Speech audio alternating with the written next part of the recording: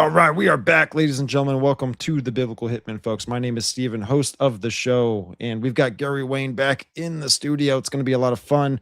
This episode, we're going to get into the newest of the newest, right? The 4 different species that apparently have hit the diary of the CEO. Hal Puthoff has claimed that there are secret government that know that there are 4 different species of life out there, and obviously this has a bunch of different interesting takes on it, and I can't wait to get into it with Gary.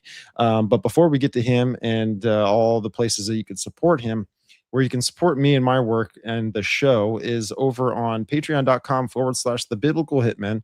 And while you're there, you can get ad-free access, early access, and you can also get group chats and direct chats with me over there.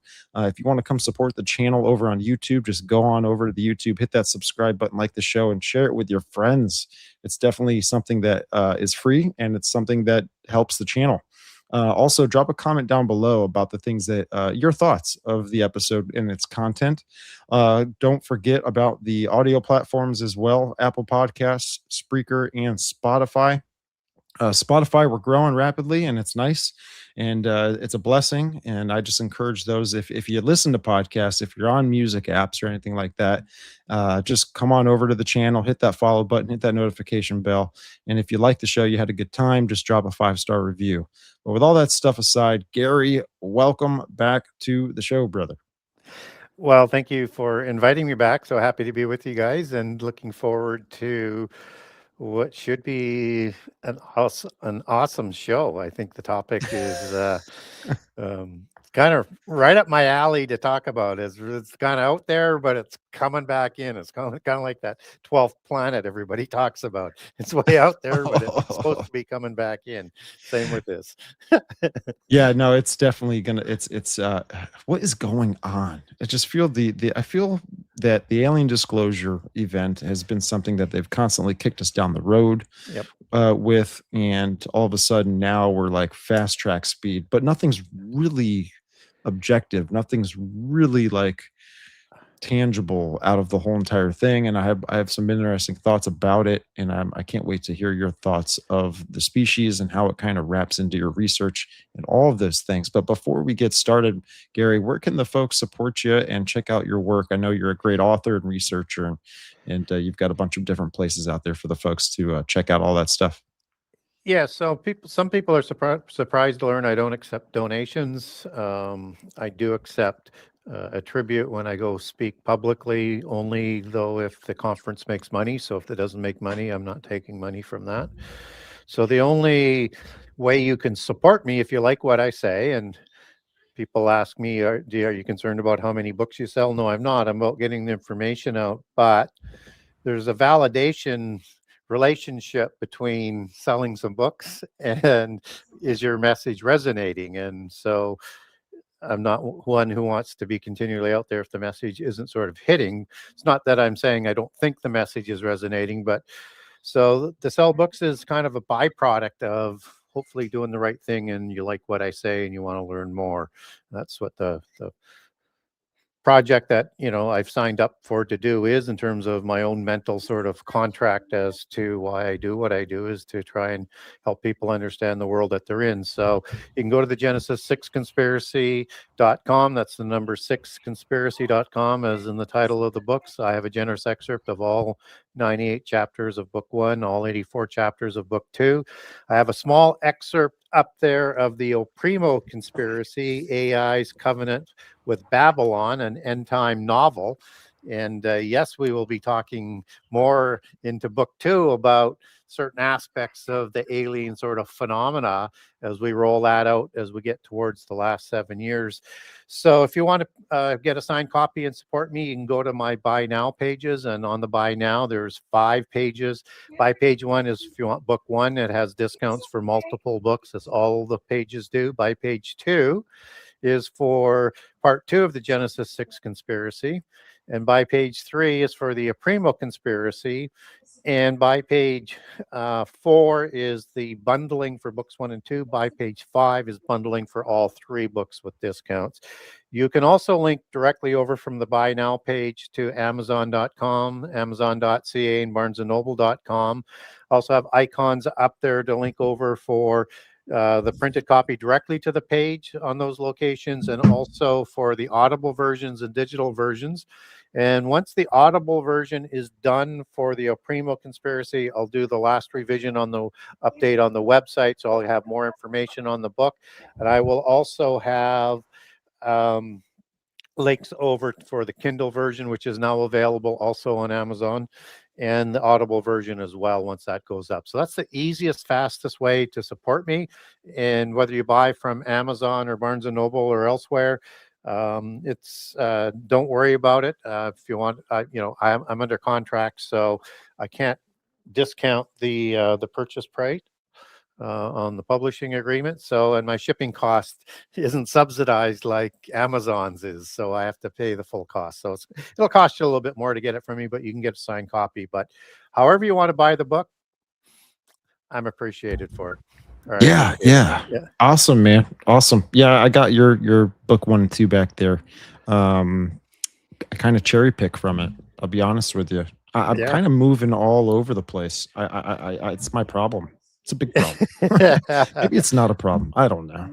Well, that's one of the beauties of the books is you can do that. And you can pick a chapter and read it, and it can be outside even knowing what's happened before in the book or whichever order you read the books in. But it's helpful if you've done it in order, but it's not required.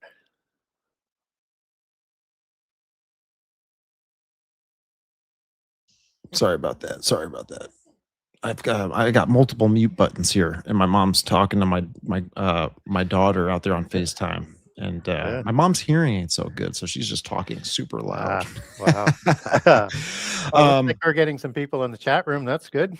Yeah. We weren't going to go live as the original plan. I know. Originally, folks, we were not going to go live with this show. I was going to pre-record it and drop it in the video section, but we're going live. I want to share a quick little thing before we get into the meat of everything, and this is pretty much Jesse Waters. Jesse Waters is a kind of like a late night show host for Fox News. And here on X, it says, whoa, researchers say dozens of crashed UFOs have been recovered with 4 different alien species on board: 2 arms, 2 legs, long tails like a lizard, and 7 feet tall. Sources are too scared to talk, saying an interview could forfeit their life. And this was basically Hal Puthoff and another guy who is a filmmaker. I forget his name, but they appeared on the Diary of a CEO podcast. And this is where they got this clip from. So we'll run it and we'll get right into it. We are not alone. The Pentagon released the UFO files a few weeks back, and we just found out over 1 billion people have visited the site. 1 billion. It's got to be a record. The War Department says more files will be released soon. UFO experts and top researchers have been investigating aliens for years. Their sources say dozens of crashed UFOs have been recovered, and what they found inside, shocking. And do people think that there's one type of non-human intelligence that's visiting the Earth, or is there many, many types? People who have been involved in recoveries have said there are at least 4 separate types. Now, I have not had direct access to that, but I believe the people who I talked to. 4 different types of life. 4 different types of life. 4 different species of aliens. Another scientist called them Greys, Nordics, Insectoids, and Reptilians. All of them have 2 arms and 2 legs, just like us. Experts speculate the Reptilians are scaly with long tails like a lizard. Insectoids look like a praying mantis. The Greys look like your classic movie alien, and the Nordics look like a regular Swedish guy, but 7 feet tall. We haven't seen the evidence, but Pete Hegseth says more evidence is coming, and there are a lot of believers in Congress. So that's pretty much it. What are your initial thoughts, Gary? with all this?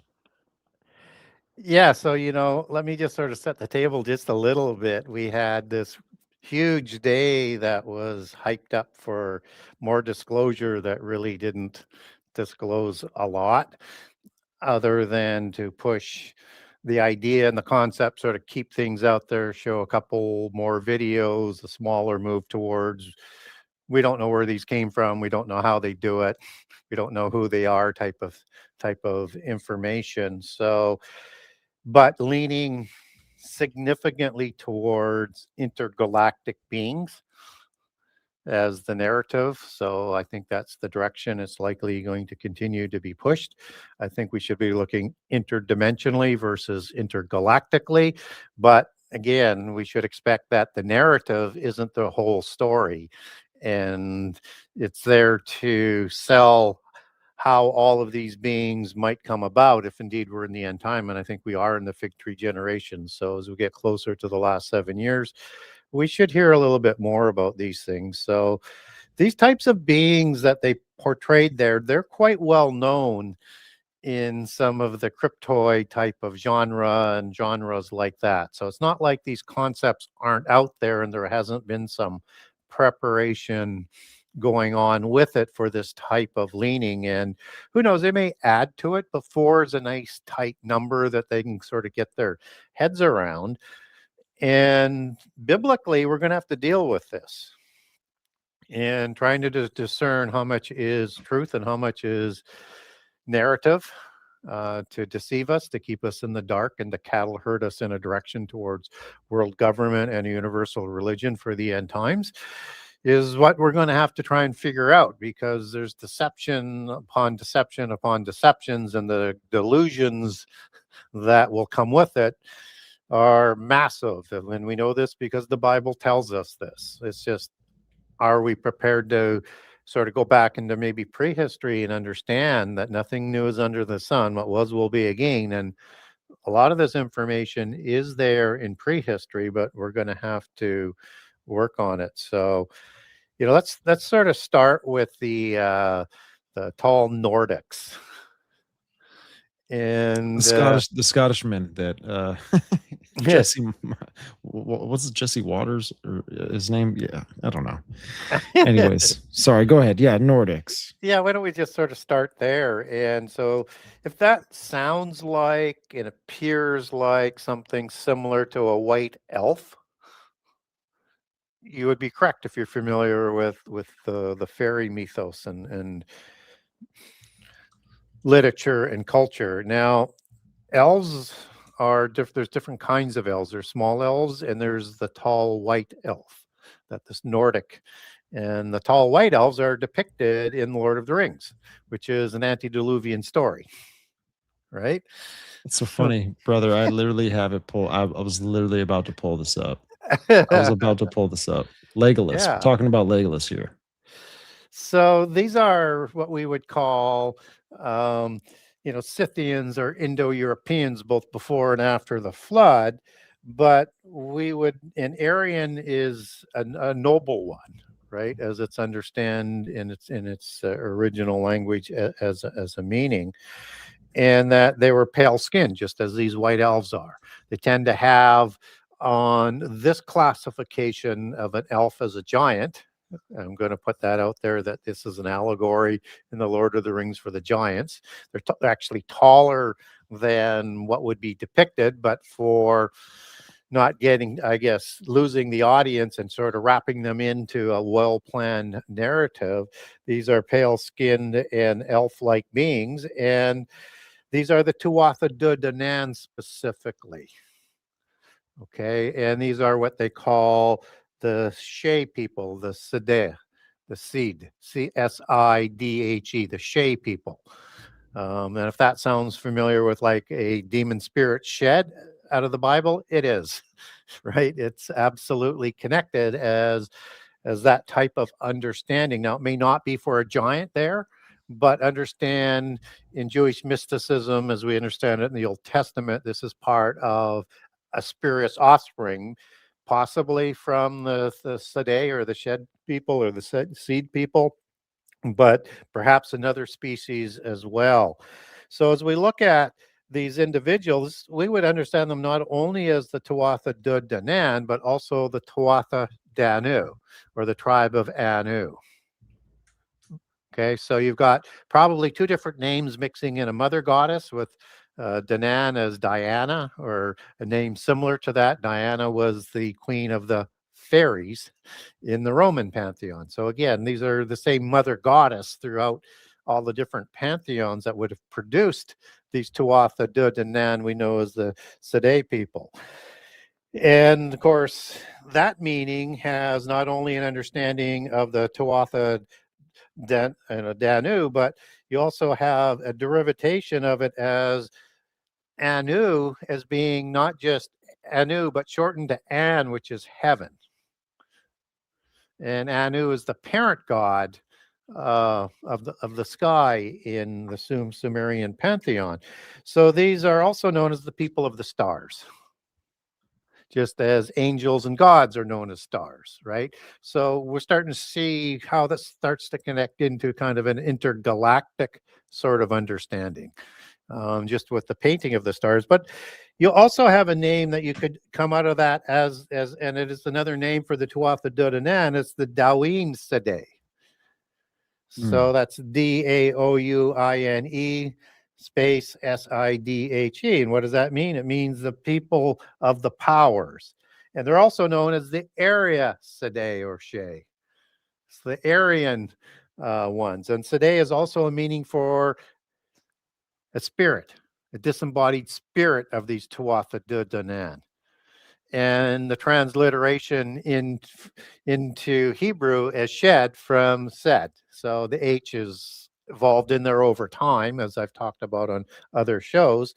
And we're starting to see this sort of connection of these words. And these were the dragon kings and queens, known as the elven goddess and the dragon male god. So when we look at these Nordic ones, understand Lord of the Rings is a fairy tale using Norse imagery of these types of beings and creatures that were around before the flood. And at the end of the trilogy in Lord of the Rings, you have all of these different species, except for the humans sailing away on a boat. Why? Because the flood's coming, and what follows is the age of man. So, but they're not disappeared. We just don't see them, right? They're not wiped from the face of the earth. They're either somewhere else in the physical world, or they're in another dimension, or they're on other planets, however you want to get there. But it's the age of man. So as we look at these individual beings, we want to understand them as the Tuatha De Danann, which were an Indo-Aryan or Scythian people, which were giants. So look at them as a lot taller. Typically, they're going to have red hair, blonde hair, green eyes, hazel eyes, just as most of the giants, both before and after the flood, were as well. Now, there's also dark-haired giants. This would be from seraphim giants, from angels, seraphim angels that produce the red-haired and the blonde-haired giants. So we should expect to see some form of giant, whether or not these ones are smaller giants or like the ones before the flood, which are absolutely massive, or the smaller ones after the flood, anywhere from 10 to 19 feet tall. Or are they, because they needed genetic alterations by adding human DNA so that so they wouldn't go extinct, are they smaller but still sort of having that kind of look? Now, that word elf comes from Elohim, as the Catholic Encyclopedia calls this group of people that we see that show up that are part of the Dukes of Edom. These are red-haired giants of the Horim variety, and Hivim. Now, I don't know what color of hair. I don't have anything that shows the color of their hair of the Hivim, but they could be blonde. And they also have one other branch that's called the Hurim, which we understand as the Hurrians of the Mitanni and the Kassite dynasties that have dark hair. So 3 different branches of these people. But what we do know is the Horim are depicted as having red hair, and these are the Dukes of Edom that intermarry with the humans. In this case, Amalek, son of Esau, is going to marry Timnah, daughter of Seir, the Horim giant. So a new dynasty and a hybrid people, which would be 7 to 9 feet people, that we would sort of equate with like hybrid human giants like the Amorites, which were blonde haired. The Horites you would expect would be red haired as the hybrid version, and possibly through the marriage of Esau, father of Eliphaz, brother of Jacob, to Aholibama, another Horim giant.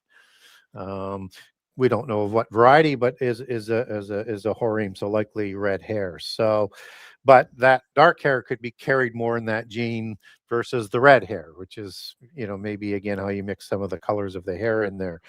So these were called the Alephs in Hebrew, for duke, for a chief, for a king.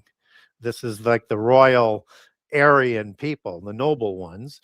And Aleph is the word that the Catholic Church uses to put on the I am majestic God bloodline suffix as the Alephim, which is the elven bloodline transliterated again back into the Tuatha De Danann of the matriarchal bloodline of the fairies, or the Tuatha De Danann. And the patriarchal bloodline that's married into it, like Uther Pendragon with Queen Guinevere, a matriarchal fairy allegory, a dragon allegory for the patriarchal god there. This elven dragon messiah bloodline is part of the Tuatha De Danann for the end times. So this is an important people for us to kind of understand. And they're also known as the Aryan Sept. And Sept is also understood as a clan or a tribe. So just another word but it's also used within a lot of the occult sort of stories that are out there. And it was a symbol of a royal bloodline that held all of those other titles, including Uber, as in overlord, or Uber as in big and powerful like a giant, or Oberon as in the king of the fairies, used in Midsummer's Night Dream by Shakespeare. And so a lot of history is woven into that image. And so am I surprised to see that type of image represented there? No. What we do know, if it's going to be like the days of Noah, we're going to have giants with us somehow, some way. It's interesting. Yeah. So somehow, some way, it could be hybrid smaller giants, as we talked about with the Shazu, like the Amorites and the Jebusites and all the patriarchless families of the Canaanites. So are you familiar with Matt Gaetz and what he said about a month ago or so, talking about pretty much like that the government's got hybrid breeding programs, that these things are conducted pretty much subterranean. It makes me think, Yeah. since you brought up Lord of the Rings, it makes me think of the orcs. Yeah. I mean, the Yeah. orcs kind of they're kind of one of those multi-species groups in Lord of the Rings. Yeah, and there's actually get a god by the name, if I remember it correctly, Orca. That's the god of the underworld in the Latin pantheon. So if he procreated, that's probably the orcs, because they're kind of unique. They're kind of they're almost akin to Bigfoot, right? Not as big as other giants, but kind of hairy. And of course, you also have Orcus. That's the name right there. Yes.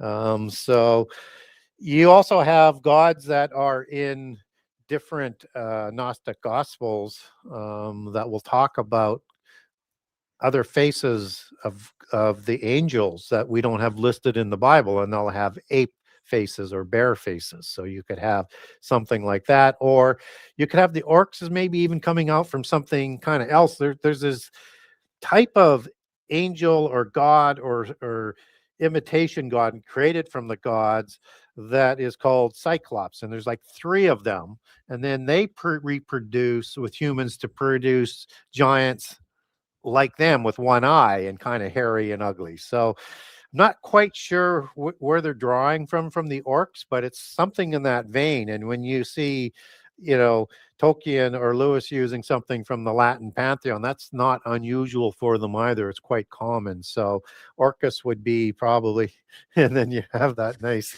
little eye in the forehead there.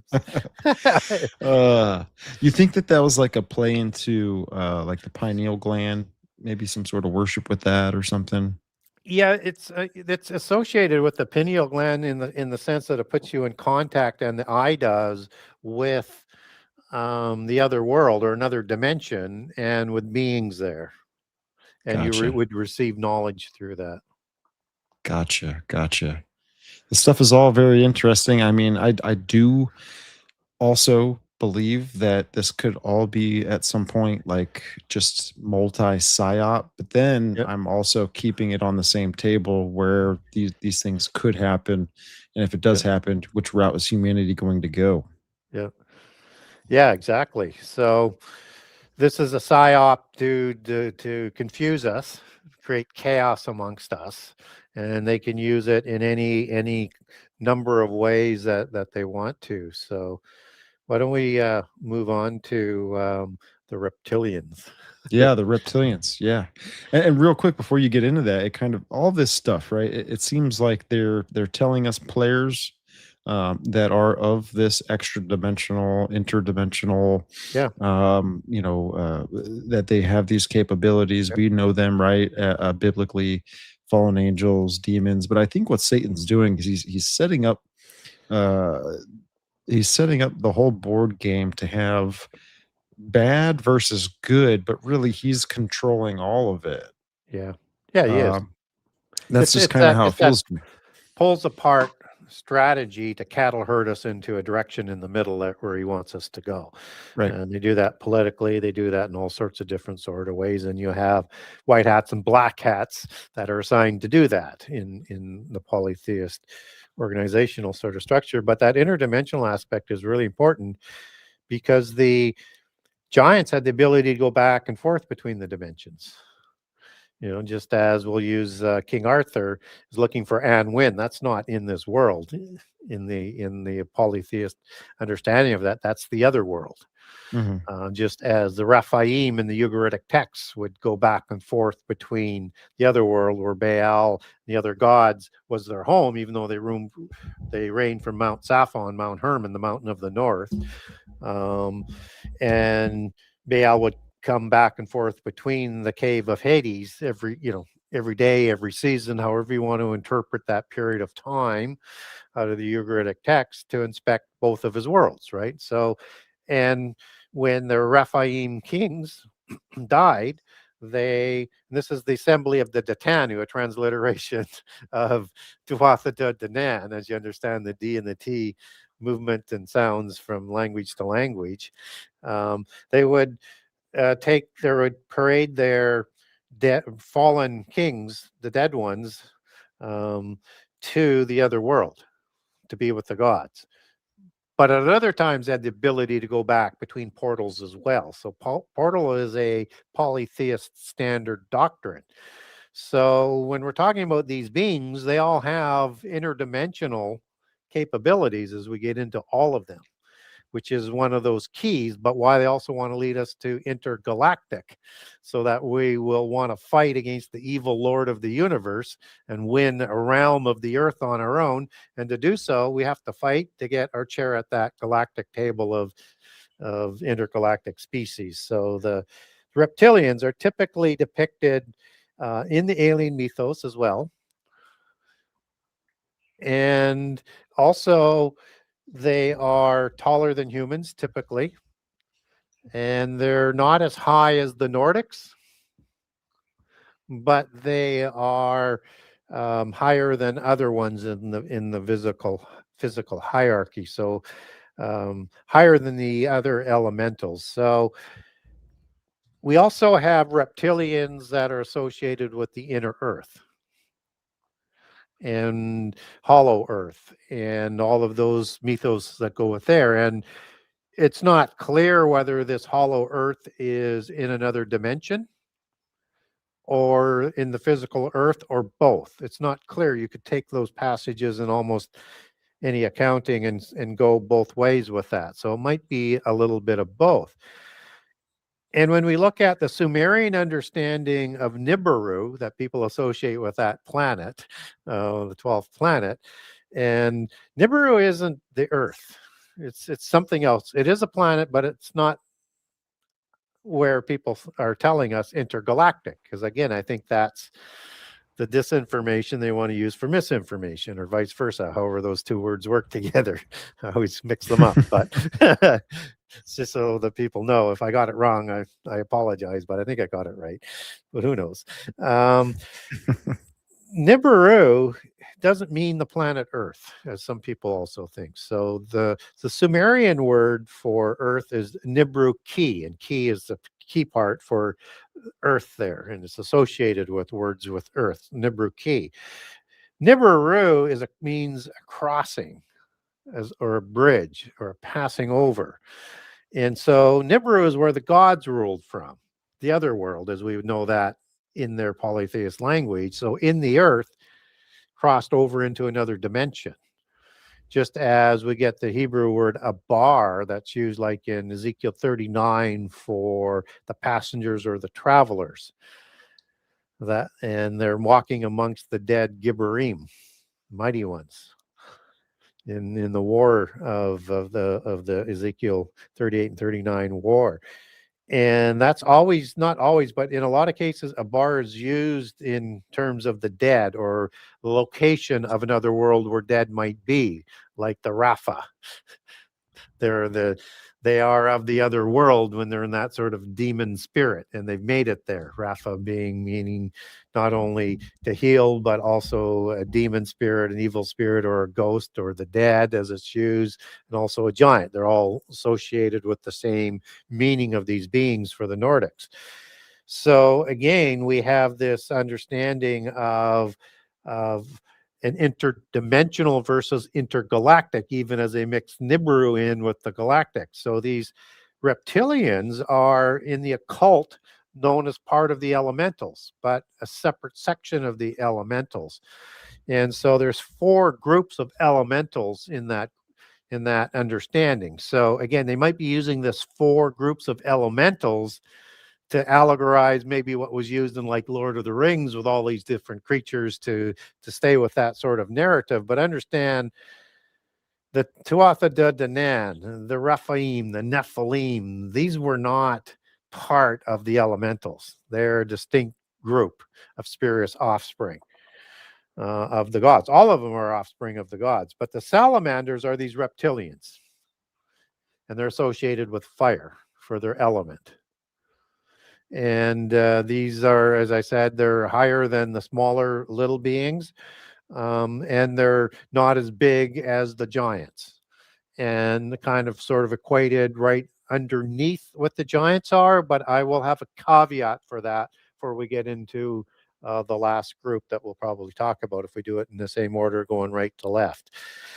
So they're fairly high up, and in the alien mythos, they're higher than like the gray aliens and other ones.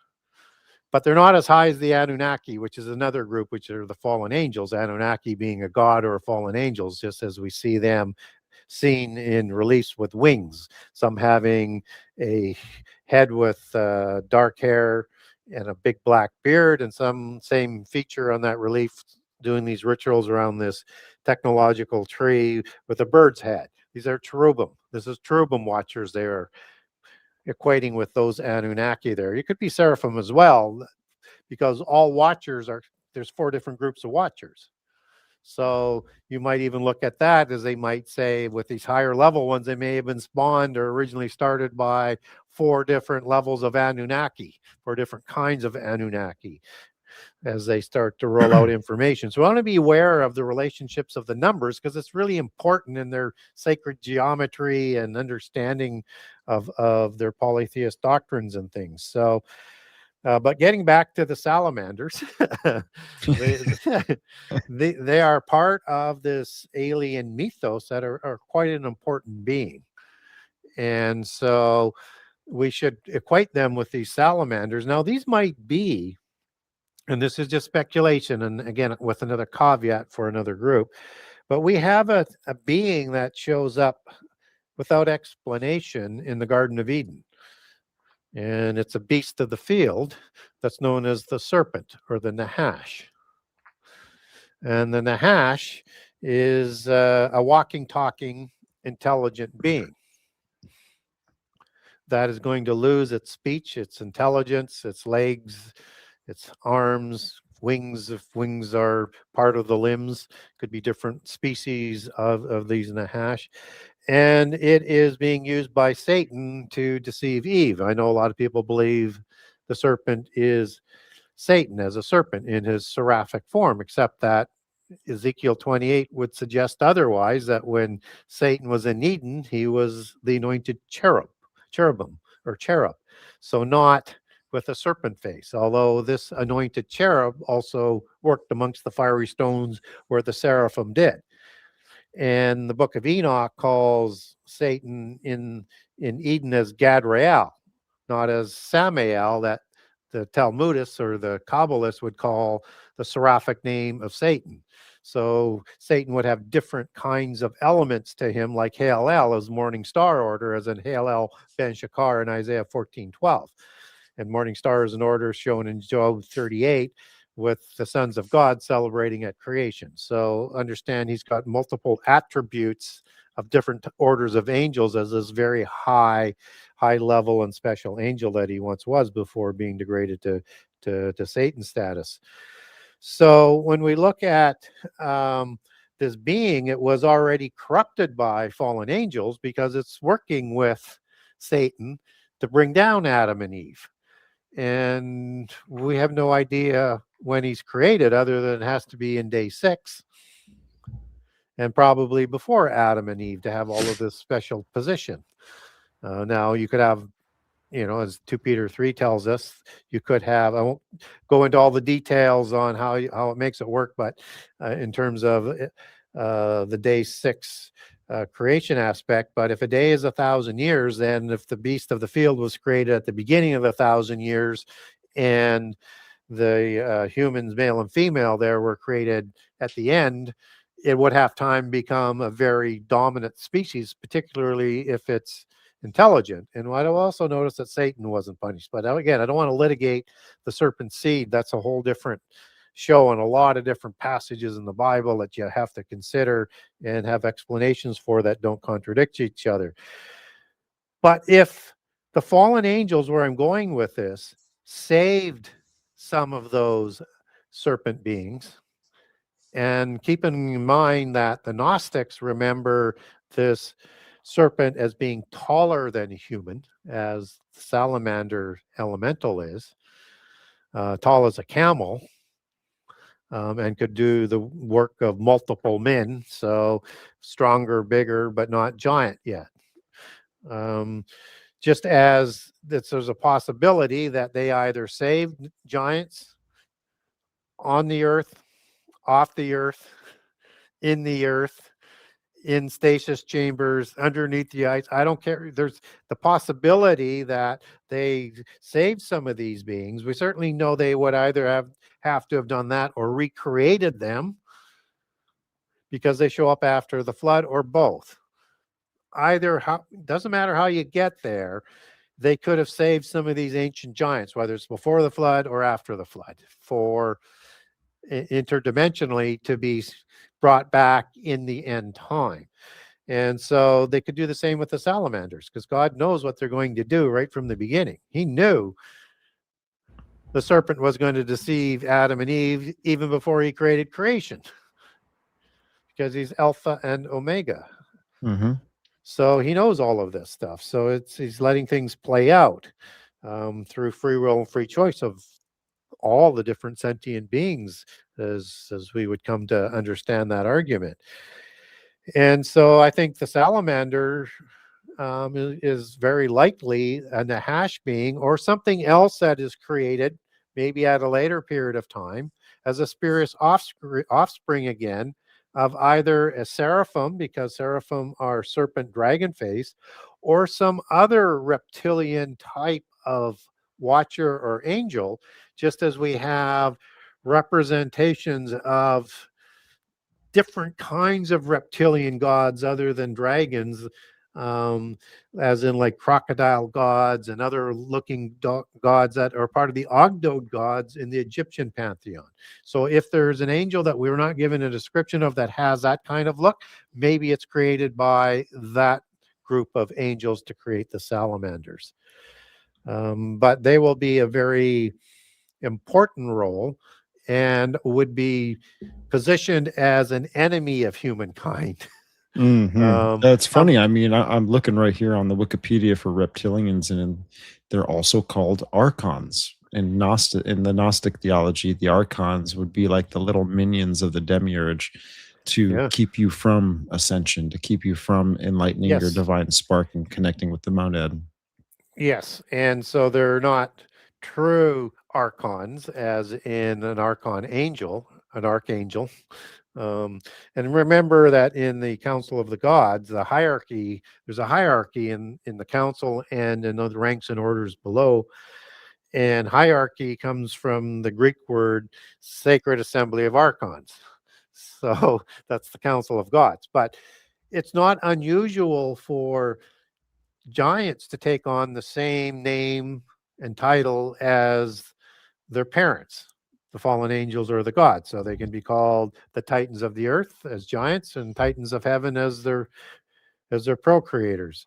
The Nephilim of the earth, or the Nephilim, or the fallen ones of the angelic realm, biblically, Anunnaki of the heavens, or Anunnaki of the earth. And again, remember, Anu is also the heavens or the stars, as the god of that area, and An is the root word for that for heavens. So again, you have a sort of consistency in that name sort of being passed on. So they could have a lower demigod level of title, as in an archon, if they want to put those with the reptilians, or they could be again just talking to the seraphim offspring of reptilians, because the original giants looked like reptilians. But again, these aren't big enough to be those kinds of giants. So there's a nuance here. And it might be that it's just, again, because they're part of the elementals and not part of the giants, then there's another ranking, but quite high level and title given to them to be higher than the other elementals. It's funny. I'm even reading here that some of the characteristics of the reptilians are mind control abilities. Yeah. Which is, I mean, seems like a spiritual characteristic, something, like I said, like something that takes a physical form, isn't really physical. Yeah. It can take the form of it. Yeah, this is again, this Well, is all like lore, right? Yeah. And the word Nahash for serpent, it has a source word Nahash, which means a necromancer, an enchanter, a sorcerer, a seer, a priest-like individual. And so a spiritual aspect to it, if you will. And it could be a bit of a reflection of that in there as well. And of course, in the Gnostic tradition, is that this was a kingly race, and that the blessings given to Adam and Eve were going to displace that. So they had a motive for trying to bring down humankind so that they wouldn't lose their kingly position that they had with their reptilian overlords, the seraphim watchers, who govern most of the earth through the governance and through the religions that they were in charge of in terms of their responsibilities through the hierarchies. This is so crazy, man. Because I've been doing a lot of research into New Age, a lot of research into theosophy, and all of this, specifically with, I mean, all of it, all of these different species are all part of this agenda, in my opinion. Yeah. You even have players like David Icke, who pretty much Yeah. goes out there and talks about that these these reptilians, they come from a draconian star system, that Yeah. they're hiding in underground bases, and Yeah.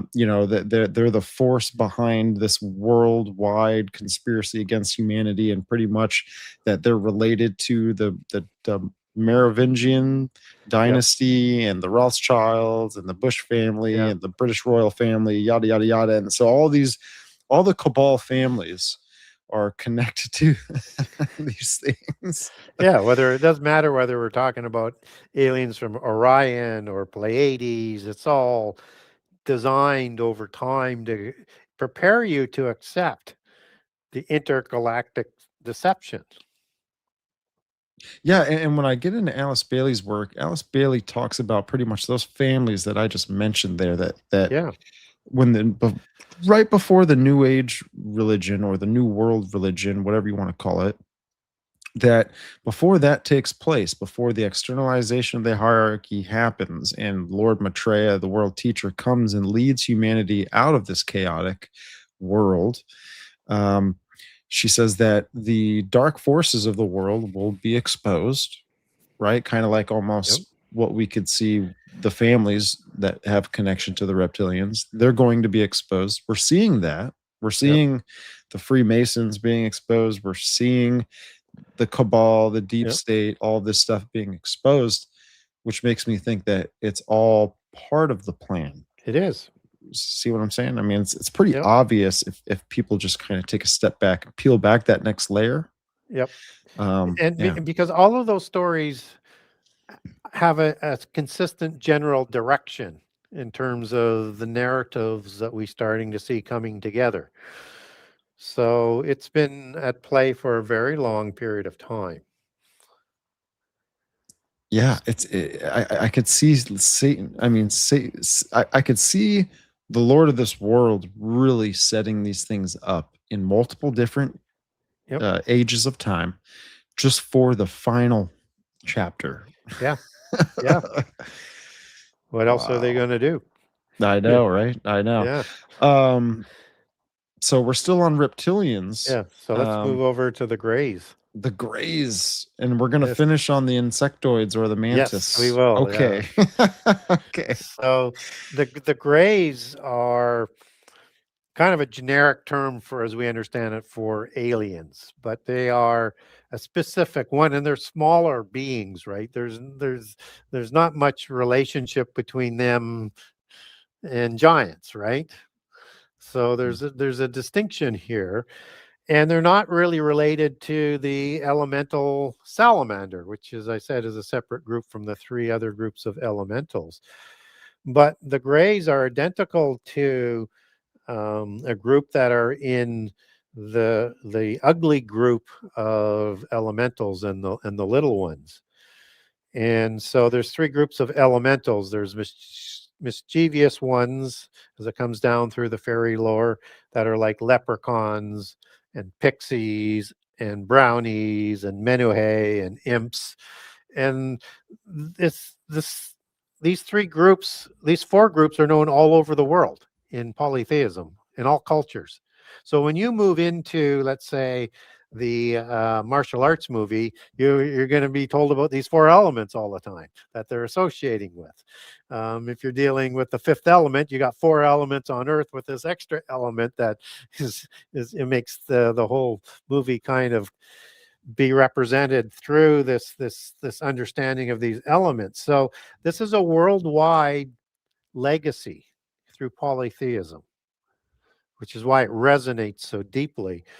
And you have good-looking ones like Neroids and sprites and mermaids, which is, another group.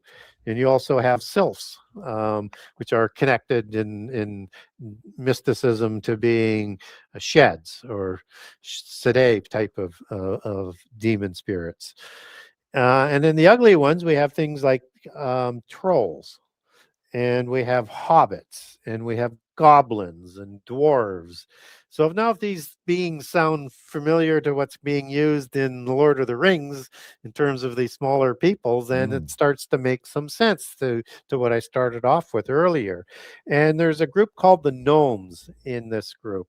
And these gnomes were in charge of a specific thing, just as all of these little peoples within these three different groups, there's multiple groups in each of the three groups, they have a specific thing they're charged with. So in the ugly group, for example, you have the dwarves, right? And they're in charge of making the weapons for the demigods, for the Nordics, as we use the terminology in that picture, or as in the Lord of the Rings.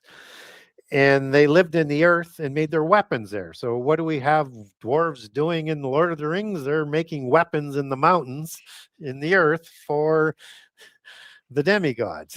Right. Right. Oh, even in the movie, what was it? It was one of the Avengers movies. It was just before Thor got his new hammer. I forget the name of the hammer, but there was this little dwarf guy that was making it for him. Yeah. Or something like that, out of star power or something. I don't know. Yeah. Standard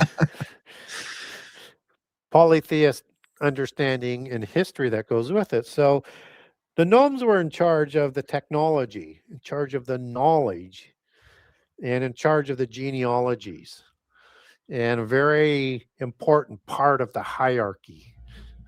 Of all the little ones, the sort of most important one that would work with the leaders and how they govern things. And I'm going to come back to that governing in a second here. So we get encounters, and I put two of these encounters in book one, of fairy abductions, and one is like 100 to 200 years ago, and the other one is like 400 years ago, and it's been with us all the way through our history. They come through these fairy domens, portals, with these UAPs, and they kidnap people and do sexual experimentation on people and return them. They don't have memories of it unless you go into some more altered state to get that memory out. And they generally were doing experimentations on people, but more specifically to regenerate their DNA again, which is a common theme amongst all of these spirits' offspring. They have to regenerate their DNA. And so they're described with their actions identical to the Greys, and the descriptions that were relayed are identical to the Greys. And in fact, if you didn't know, in book one, where I put those two encounters of abductions in, that it was a fairy gray gnome abduction, you think it was a gray alien abduction. It's that identical. Wow. So now we have the third group, and a group of people, which is sort of the subdivide of the elementals. Now people are saying, okay, well, where are you getting there biblically? Okay, I saw where you got the giants. I saw where you got the Nahash for perhaps the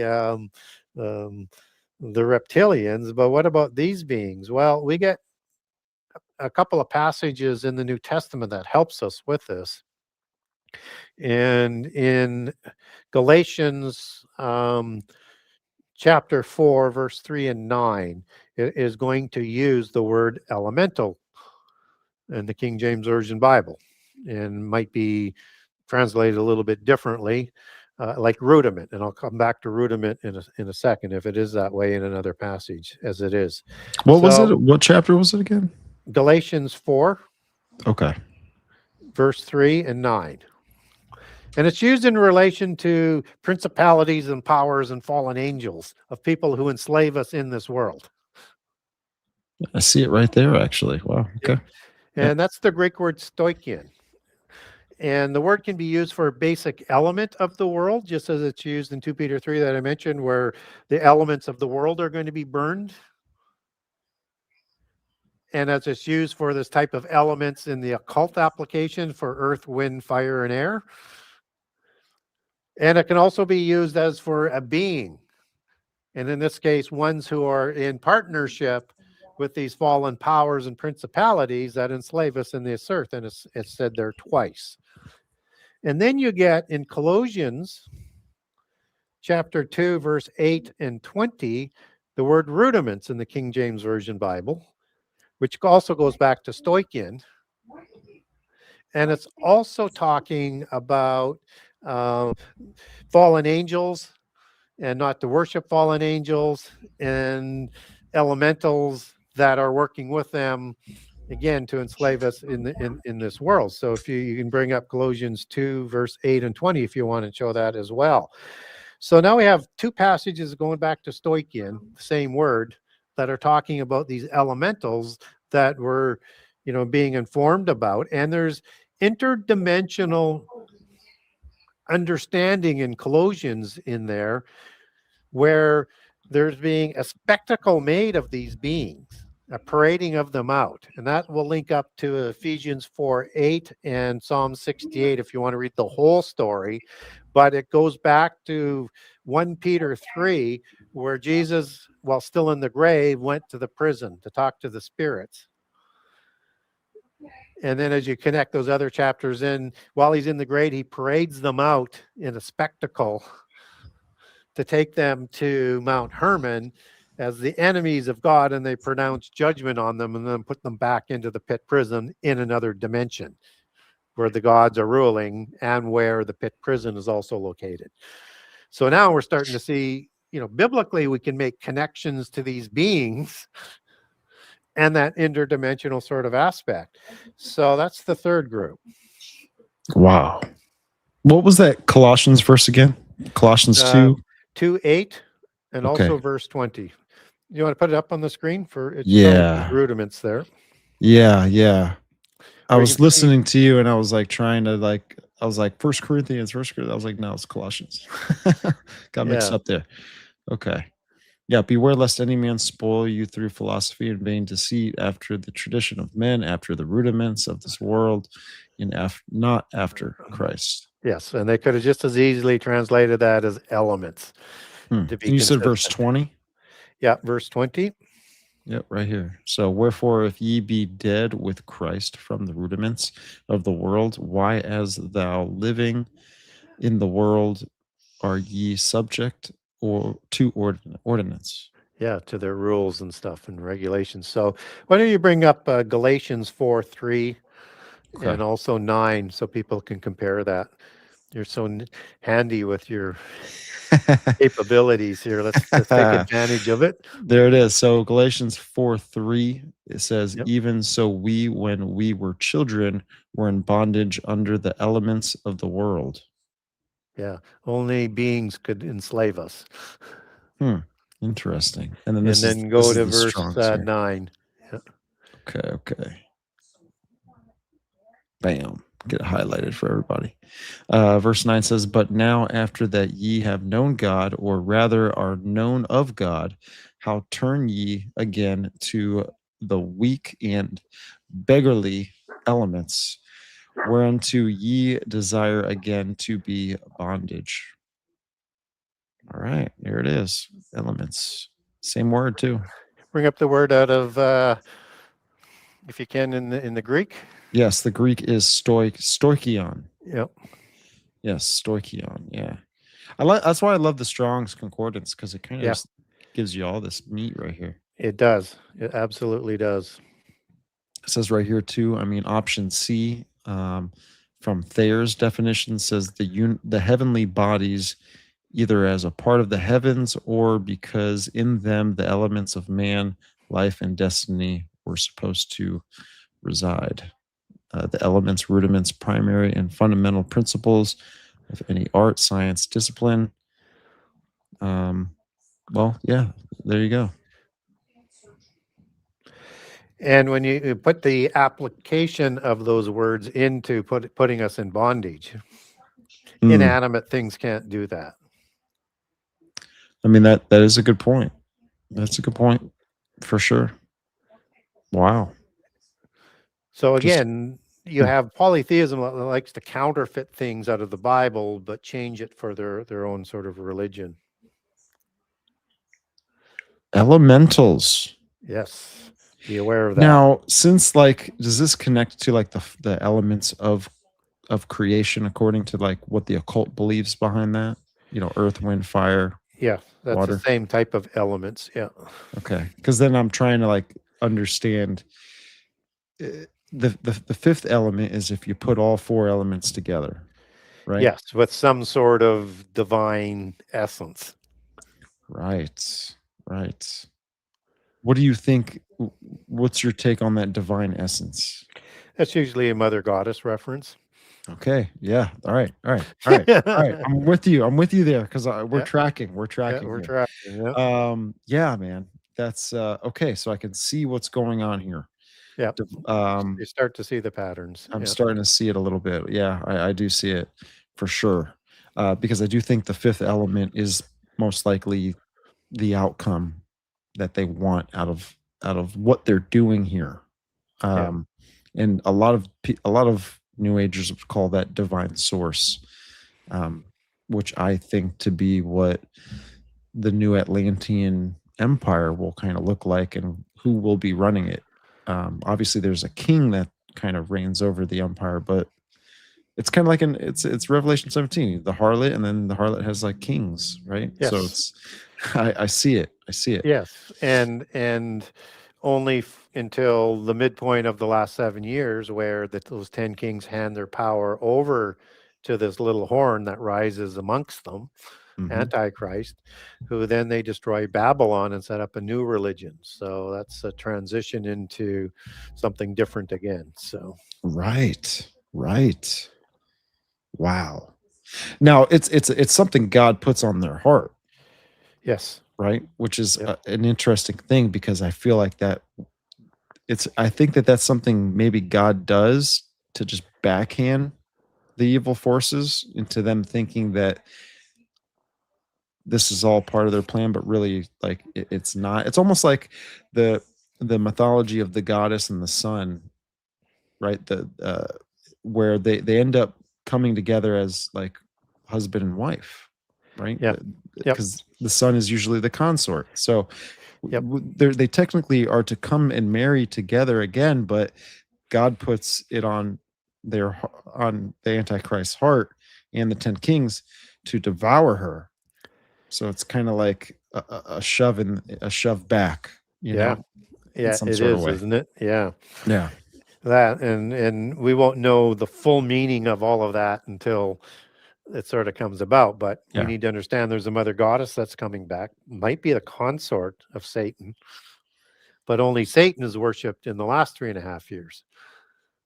So interesting dynamics that You think that the consort is not necessarily like an actual bride, but more of like how well, Babylon is considered a bride.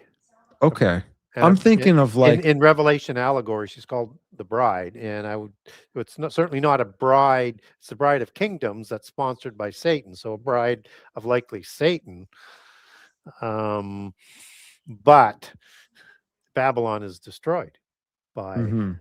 'Cause I'm Antichrist. almost thinking So, the harlot is like this force, like in the Star Wars kind of theme. It's yeah, almost like well, it's she's a counterfeit Holy Spirit. yes. Is how how it's understood in polytheism, which is why when you become a mother goddess, that's part of blaspheming the Holy Spirit, because they look at her as a female. Mhm. So I agree with we that. want Yeah. to, yeah, we want to be careful not to cross over into polytheism as making something in heaven which doesn't have a gender, because it's all spirit. That's a physical abstract, into something that the fallen angels did by choice to take either a male physical aspect and body or a female. So, and then they also corrupted the creations or the life things that come from the Holy Spirit. So it's also part of the blasphemies. And so yeah, something changes for sure when all of that sort of happens. And we also get biblically that the woman is the mother of the polytheist religion. She's the mother religion. And the daughter religions have come down through various beast empires and all other nations as sort of offshoots of that mother or children of that original Babylon religion, going back to the root Babel at Tower of Babel. in terms of the root source for Babylon as it's used in the New Testament. And so that's that original antediluvian religion. So it's the original polytheism that was before the flood. But it's more of a modern version versus maybe the antediluvian version. Because whatever religion Antichrist, as Daniel 11 talks about, replaces Babylon, it's not known by the fathers or our ancestors, right? It's some sort of new religion, or is it just the antediluvian religion in its purest sense again? It's hard to know in some of that prophetic allegory, but we know something directionally like that is taking place based on the topology of the language. Yeah. Before we get into the fourth species, right? That apparently the world is getting ready to accept in some sort of way. And again, it could probably be nothing, but again, I think it's very interesting. With here in Daniel 11, where it talks about here, it's Daniel 11 verse 39, and I'll pull it up here because I got a few verses here that are highlighted. Okay. But it's Daniel chapter 11 verse 39, and it says, "Thus shall he do in." Let's just read it in context, actually, here. So, Yeah. neither shall he regard the God of his fathers, nor the Yeah. desire of women, nor, Yep. nor regard any God, for he shall magnify himself above all. Yep. So, this to me is like, is this Weird. abomination? Yeah, Yeah. this is like abomination of desolation, right? In some sort of way. I mean, Yeah. I don't, right? Let me highlight that. But And not then, just but just not God, but all other God. He's sweeping things aside from the standard order of the religion, right? okay. Okay.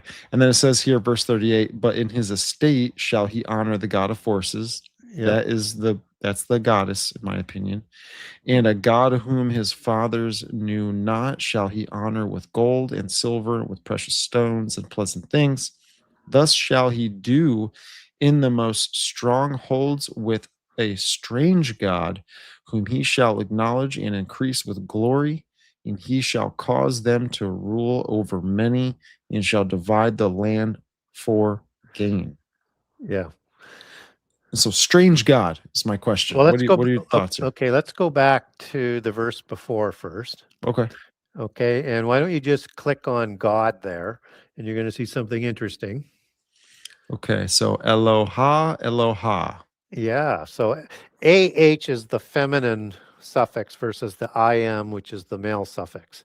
So L would be singular for an angel or a god or the God Most High in the uppercase, Elohim for the plural, but this is the female plural.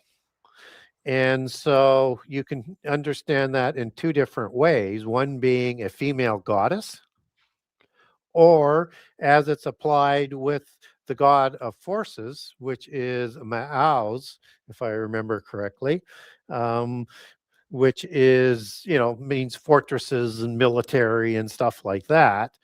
But it's rooted in Az and Azaz, the two components to Azazel, right? The strong, powerful angel Azazel, as you would get that in, as they call him in the occult, Baphomet, Baphomitra, but also as Agios Icarus, which means the holy strong angel. Yeah. Right? Well, what's interesting too, I've heard Knights Templars claim that Baphomet is actually Sophia, and a Yeah, you can't really get representation of there. it. Yeah, you can't really get there with the imagery or the words or the etymology. Um, they get there because of the wisdom, and then going to Greek with Sophia for the word for wisdom. Mhm. But this is Mitra, which is Mithra. Bapo Mitro, Batro Mitra in Proto-Indo-European, where that is rooted in, means father Mithra. Mithra is the same as Shiva. Mitra is the destroyer god that destroys the world in the end time by fire, is the same god that incarnates into an avatara, being the avatar, to become the combined being of Lord Maitreya, the dragon messiah of the polytheists in the end time. So not a female in any sort of relationships as you get there in there, other than the wisdom. The wisdom, though, is just as Azazel is depicted in Rosslyn Chapel, upside down with this rope as a Z or an S trailing behind, and the pearls of wisdom, because he's the one who provided all of the ancient wisdom before the flood for the most part, and is the scapegoat assigned for all of the sins of the world. He is their God of wisdom. Now, I'm not saying Sophia is not a goddess of wisdom. I'm not saying that. I'm just saying in that application there, this is definitely referring to one individual, and it seems to be Azazel, Mitra, Shiva. It's interesting because how I've seen this and how I've kind of, with Rhea, Kybele, Ishtar, Yeah. Semiramis, they've all kind of been understood as gods of protection and fortification. Yep. I mean, they're on the walls of the cities that they've The surrounded. queens of heaven were fertility goddesses Mhm. and war goddesses as well. Yeah. So and also knowledge.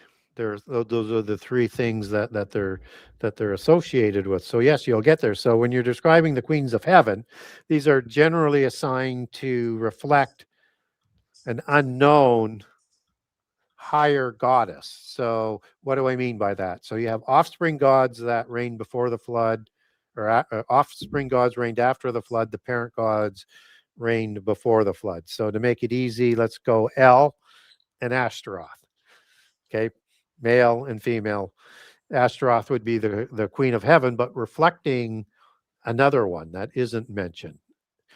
Just as El would be a reflection of the male god there. And then after the flood, you have Baal and Anat. So same thing, same queens of heaven. So in the Egyptian pantheon, in Freemasonry, to bring it down to a level that people will understand here in terms of quick connection, is that they have a Masonic trinity in Gnosticism used in the Egyptian of Osiris, his consort that I won't name because of the name gets you. Yeah. I dodged it earlier. I was going to say it. Yeah, I know. I thought oh no, don't go there, don't go there.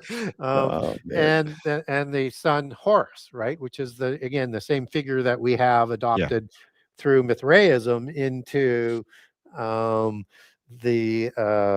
Christianity of Constantine for Mother Mary and Jesus. So, but they are all reflecting in that belief system a higher God. What do you mean by that? Twitter, and I'm going to get there. So a higher male God and a higher female God. But Satan doesn't have a consort that we're giving. But should he have one? Now, there's a series of beings that are talked about in the Bible that are part of the parent gods of polytheism. So like Tiamat and Apsu, for example. Tiamat's a Leviathan type female goddess. You have this all through different pantheons. You could have Yam, you could have Lotan, you could have Verta, you could have, there's, even in the Lord of the Rings and Norse mythology, there's two names, and I'm not going to, of these serpentine beings, I'm not going to try and pronounce. You have it in the Popol Vuh. It's a worldwide legacy, and a specific god will slay that female in prehistory in every account around the world. And in the Bible, God slays the multi-headed Leviathan. Now, we also have a passage that says that the male Leviathan is going to be killed in the end time. And if this is an allegory for Satan, because Satan goes to the pit prison in the end time, you could use that allegory that the female that was killed in prehistory by God is in the pit prison, like dead. but waiting for the punishment going to the lake of fire. So we get this other Leviathan creature that's called Rahab in the Bible as well. And Rahab is a female name, as like Rahab in the Jericho story is one example, where she's the female spy within Jericho that Joshua is going to be using for reconnaissance. So it's a female name. So is this the one that was killed, that went to the pit prison, that's coming out in the end time? And is this the one, as in Eloah, that say that Antichrist is going to worship in secret? We don't know. Or is he going to worship Azazel? We don't know. But both of those might come out of the pit prison in time for Antichrist to come to power. So there's something there that we want to be aware of in terms of the mother goddess that is maybe yet to play out. And so Sophia is this main goddess in polytheism that creates the 12 archons from this nebulous male life force that is sort of undescribed.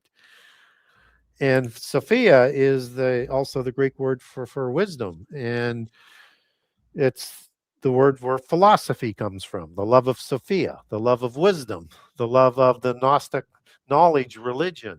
It's the theology of the 7 sacred sciences, that they honor everything in science, and their science is after their pantheon of the gods. It's all interconnected once you start to see that. So the Queen of Heaven is kind of like a queen of an anthill. She's kind of the queen of the beehive, and a very high level sort of position within the allegory. And keep this in mind for we get to the 4th creature that we're talking about, because there might be a possible sort of connection. So we see this coming down with the female prophets through the Kybalion or Sibylline prophecies, depending on how you want to pronounce it. And it can be pronounced either way, by the way.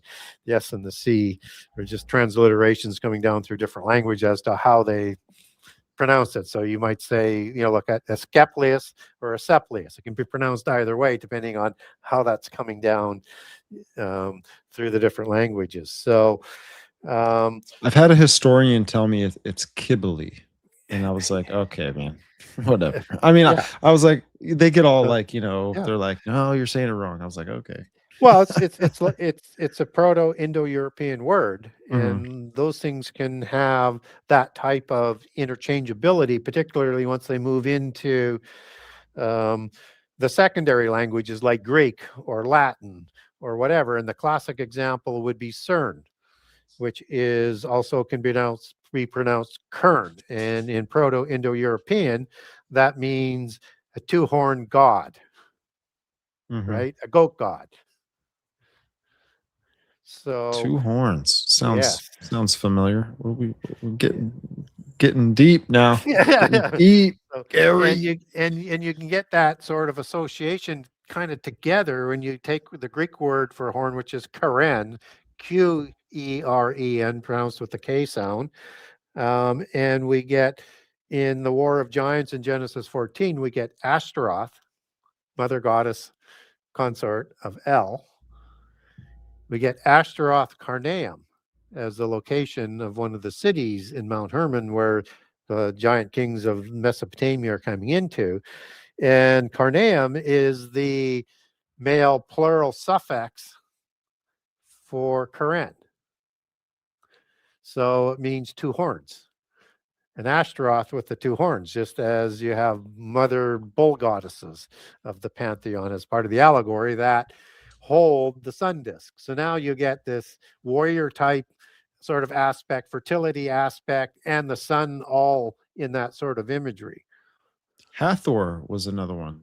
Yes. Yep. See if I can pull up a picture of her. So I want to make sure you're I want to make sure you've tied a bow on whatever it is you wanted to get into, because I wanted to get into that next verse, Daniel 11. Yeah, because what we opened up is this rabbit hole that goes for a long ways, but I love it. It will be useful information for the next group. Okay. So Before we get into that next group, there's one more thing I want. So since I got you here, I want to hear your take on this. But it's that next verse after the God of Oh, right. Forces verse. Yes. It's the thus shall he do the most strongholds with a strange God, whom he shall acknowledge and increase with glory, and Okay. he shall cause them to rule over many, and shall divide the land for gain. So Right. this Now bring up strange and God there. I know okay. you can't do it at the same time. Do Okay, strange so first. strange here, and Yep. it's Nekar or Nakar. Yeah. hmm And it says foreign, Yep. alien, Yep. foreignness, Yep. that which is foreign. Yep.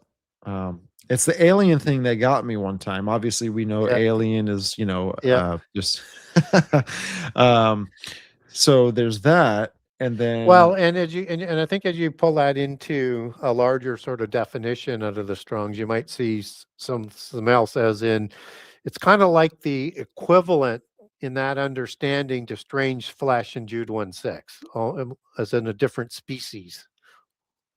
okay, yeah, right, okay, I see that, I see Yep. that.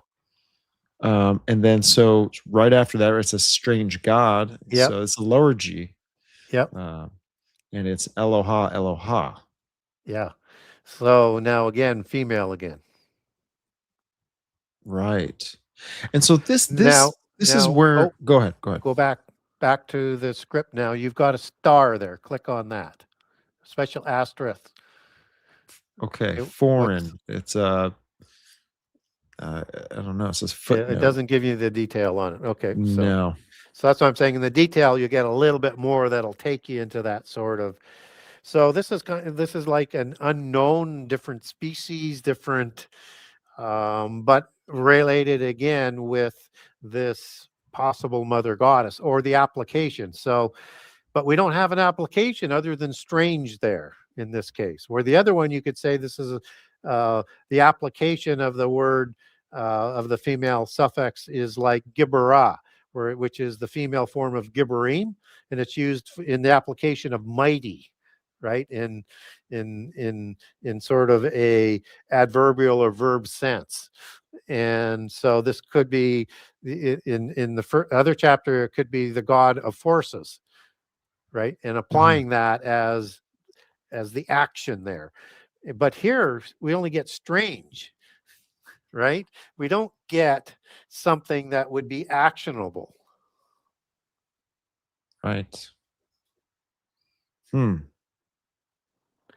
So it's hard to know. So that would And it says suggest to me, heathendom. Heathendom. yeah, That's a part of that definition too. yes. And so again, that would be from somewhere through the Gentiles. So Okay. a god of the Gentiles. To act as alien. So what I did here is I Yep. clicked on strange, Yep. and then here from the Strongs H5234, I clicked on that, Yep. and it gave me to recognize, acknowledge, know, respect, discern, regard, Yep. to be recognized. Some little deeper Yep. stuff. Nifal, Yep. Nafal is in a fallen right, one. right. Profane.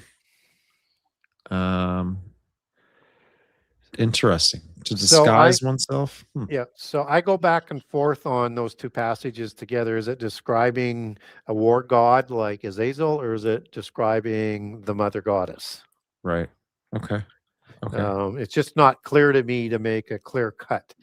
And I can make a good argument for both as you dig into the meanings and the words, that are the source words and stuff, but it's just not clear enough.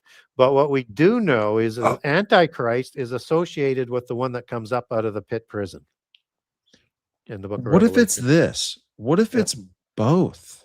What if it's male and female? Just as if how like and again, you may disagree with me, and I want to hear Yep. your input with this. Yep. But when I see in Isaiah, it's the only time Lucifer is mentioned, right? But Yep. Lucifer is the adversary, Satan, the Yep. devil, right? And but Lucifer is being personified, as like a goddess form there because of being the son of the morning, Venus. So it's like Yeah. this male Yeah. figure that is personifying in a female form, or he's got a duality of being both. Well, I mean, you have to remember that Lucifer is an Italian word for Venus, light, coming from Mhm. derivatives of lux, for a Hebrew word that's inserted into the English language there. So the actual Hebrew is Halel ben Shakar, Halel, son of the morning. Typically, that's a name of an angel. Now, Venus is a morning star, right? We know that for 6 months of the year, but it's also, for the other 6 months of the year, an evening star. And in the Greek pantheon, they actually break that into two, a god and a goddess for both of those, Right. for that. And so again, if you look at that, that could be reflecting Satan as part of his morning star status, or that at one time Satan and his consort worked together and were virtually unsplittable. But if one of them wasn't killed, all life would not survive on the earth for whatever reasons, right? So they had to be split, and one was killed and perhaps sent to the pit prison. But again, it's speculation more than you can sort of say, here it is where it's there. You've got lots of inferences, but there's nothing to say they can't be coming together as one. Right. So that the Babylon religion makes the way for not just Antichrist, but also Satan. And now the Trinity is together.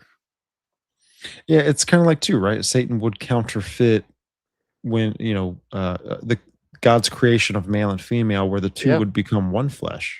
Yes. So it's interesting. Yeah. So that may be what's going on there. So maybe the religion of Babylon is destroyed, but the female goddess isn't there. And they become one, and Antichrist is their son that's going to rule over the world. Wow. Interesting stuff. And it's funny too with Alice Bailey's work, where she talks about the Antichrist, right? To us, the Christ to her, she says that it'd be the world teacher, the Maitreya, but the Maitreya would serve Sanat Kumara.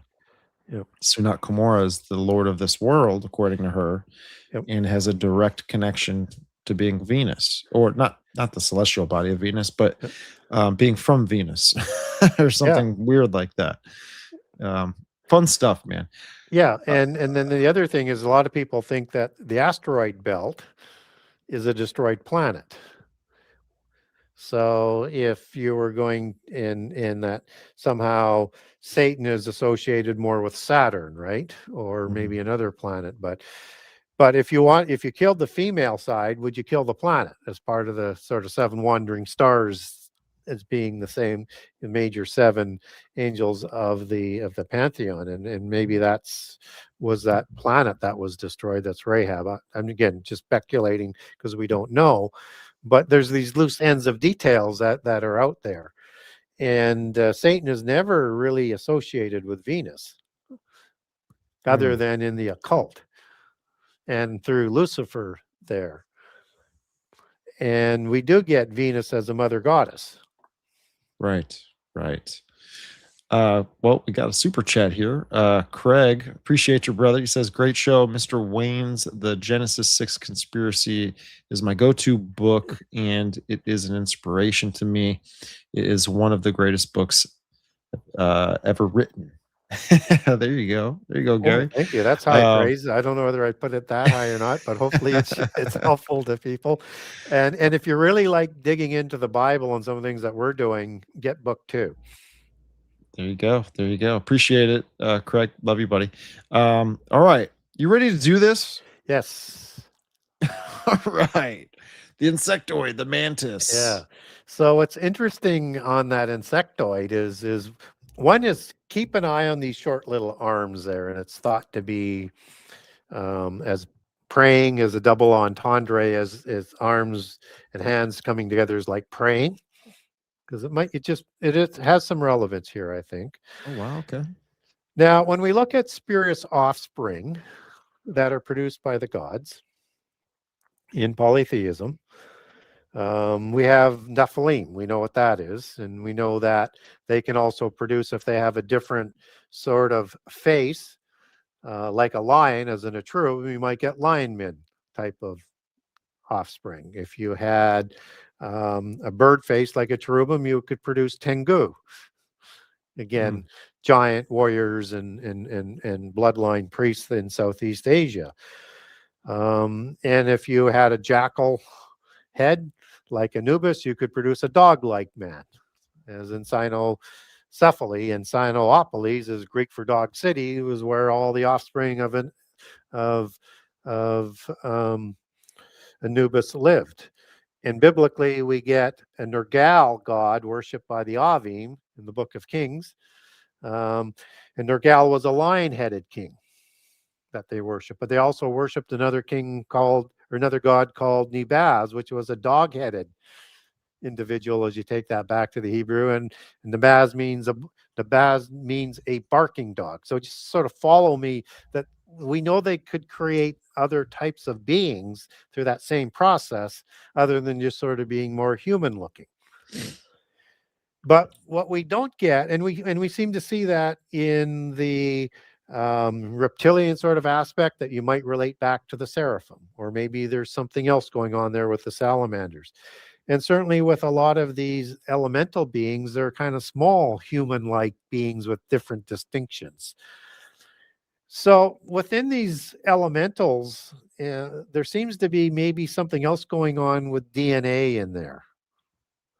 Just as we also have creatures in polytheism that are chimera creatures in polytheism, like King Hababa of the Cedar Forest. He has multiple features of different animals, and he's one of the terrible ones, who was created to do terrible things to humankind. And so we need to have an understanding that there might be something involved with a DNA manipulation, and also something in the Sumerian aspect that instead of being defined as a demigod, as you would understand that as 50% human and 50% God, to form demigod, offspring of a male or female god and a human. You have giants like in the Epic of Gilgamesh, like Gilgamesh or Utnapishtim and Enkidu. They're all 2/3 God, 1/3 human, not 50-50. So somehow there's a more weight to a godlike being, might be reflected because they're bigger, but somehow they might have had an ability, when you look on that, to shift that, or that's just an allegory to raise them up to be more godlike for their reputation. We don't know, but it's odd. It's so specific. But combined with the chimera understanding, both in Greek and in Sumerian and in Egyptian mythology, is they have some way of recreating things by manipulating the DNA somehow in that process. So that's the only way you can get there to an insect, I think.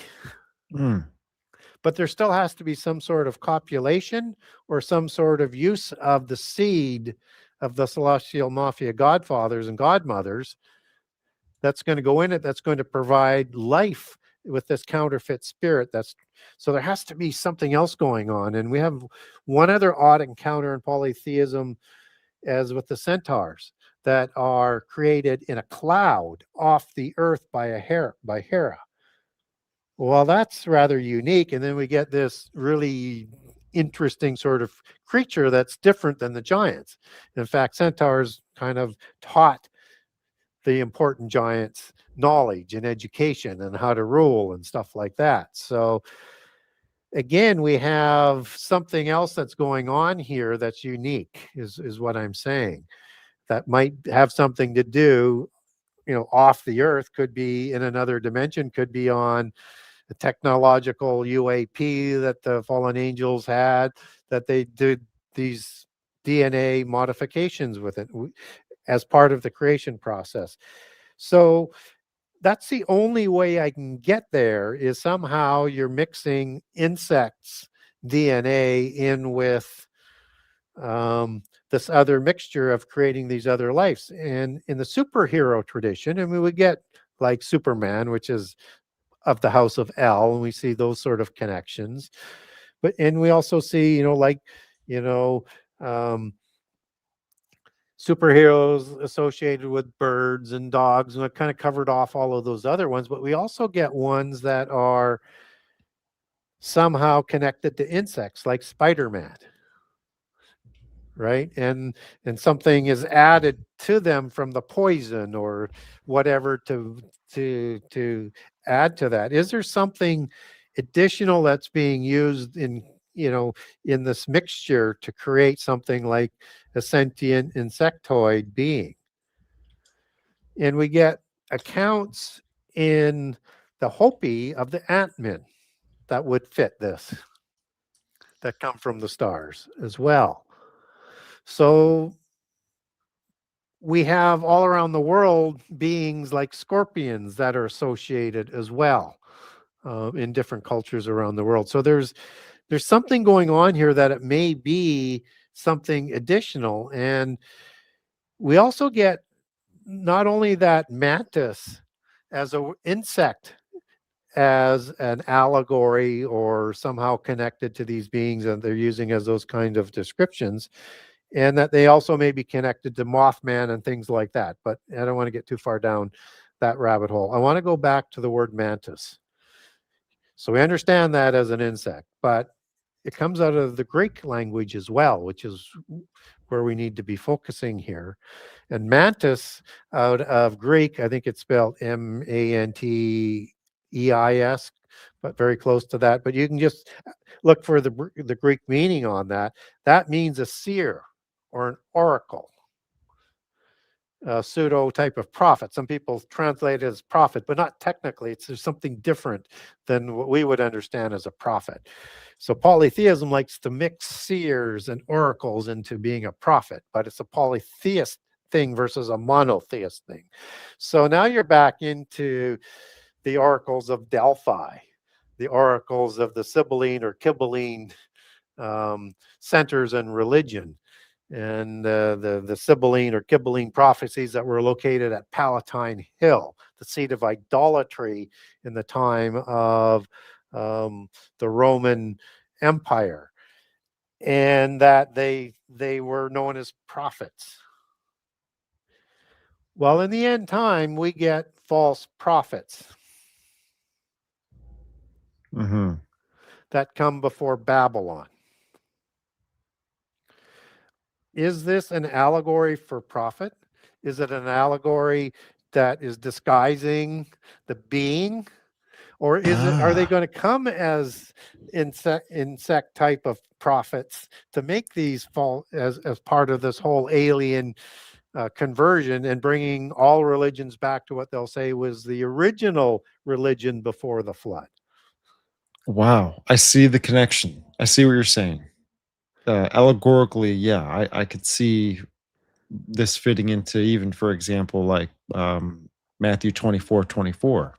Yeah. Right, where it's false Christ will rise, but also false prophets are going to rise too.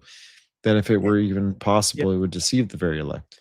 And what's interesting is in a sort of an extended sort of meaning of, can you bring up the false prophet there, or false Christ? Not false Christ, Yes. false prophets.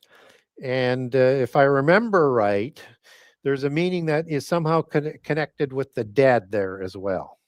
Okay, let's get this up. Matthew 24:24. One of my favorite passages in the whole Bible. I remember when I first got saved, I loved reading this. And I would dig into Revelation and try and tie in the seals with it and all this, and which I think there is something there. Let's get this up here so everyone can see.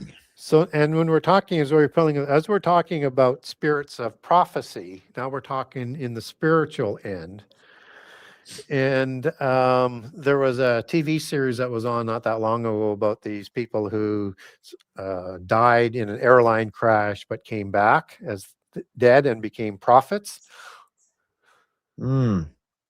And they would quote the false prophets of the Olivet Discourse. So click on prophet and see what you can bring up on All that. right. So for everyone listening, this verse here is Matthew 24:24 says, "For there shall arise false Christs and false prophets, and shall show great signs and wonders, insomuch that if it were possible, they shall deceive the very elect."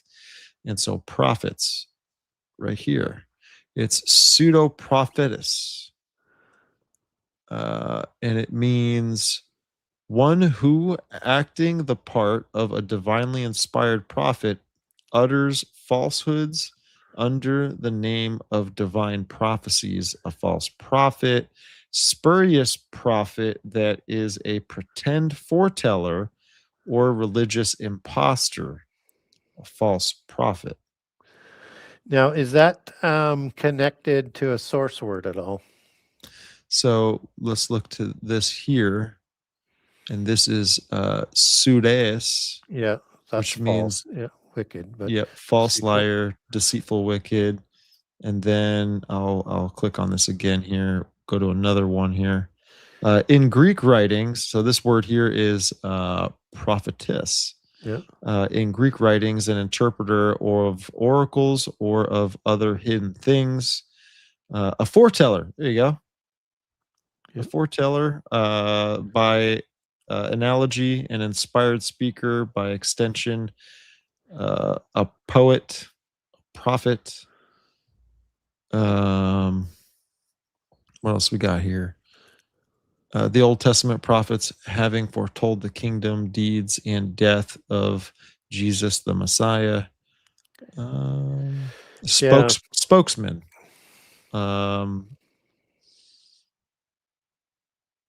Yeah, pretty much. Yeah, and I'm not sure how I got there, but I found in one of the passages, and maybe it's a little bit different in the Mark one. Maybe that's where I was looking at it. But it was a number of years ago, but there was some sort of reference to, um, you know, prophets of the dead. Mhm. So, but I can't quite remember where I got that from, and I never really wrote it down. But I remember them quoting it in that TV series, and I thought, oh, I better have a look at that, see what they're talking about. Interesting. Yeah, so this is Mark 13. That kind of, Yeah. mirrors Matthew 24. So Okay, so right false here, Christ and false false prophet. Christ. Yeah. Okay, so we'll click on prophets here. A spurious prophet that is pretended foreteller, or religious impostor prophet, one who is acting as a divinely inspired prophet. So it's the same kind of thing. Yeah. No, we're not going That's anywhere with that. Yeah. yeah. Yeah. So I'm not Okay. sure quite where I found it, but anyways, be aware that they may be speaking with spirits, as in Rapha spirits or Sade spirits, as they're projecting this, um, or they're going to bring back people that were supposedly dead, but will be imposters. I As saw something prophets. on Twitter the other day. They're injecting insects with this. I forget what exactly it is, but it's making the insects move on command, and the insects are dead. And we know that Peter Thiel, right, has been talking about, Yeah. wanting to bring people back from the dead. And Yeah. I think if it's a part of Satan's plan to bring in a counterfeit millennial reign, he's going to try and raise the dead. Like, I get this. Yeah. I'm following. 4,400 or whatever it was, manifest is the I just saw it up on the Okay. chat that they're talking about. That's the series. Yeah. Gotcha. We And got an again, awesome chat here, man. yeah. But I don't know whether somebody can remember which chapter they quoted, but I looked at that and there was in the definition you could possibly get there. So I'm not sure how I tracked that down now, but it was off the passage that they were quoting. It's crazy too. I mean, we can see people that fit that typology of a false prophet channeling entities today. Yes. Yeah. So it's still falling along with that kind of same idea. Same idea with that. So yeah, expect them to be, but these could be considered spirits of the dead in some other oikatarian format that they were Yeah. provided. I mean, who knows how they're going to spin all of this. But yeah, it's just so interesting that we haven't seen the false prophets yet show up, because we need that in terms of having the events fulfilled to bring along Babylon and then the Antichrist regime. And What are you looking for?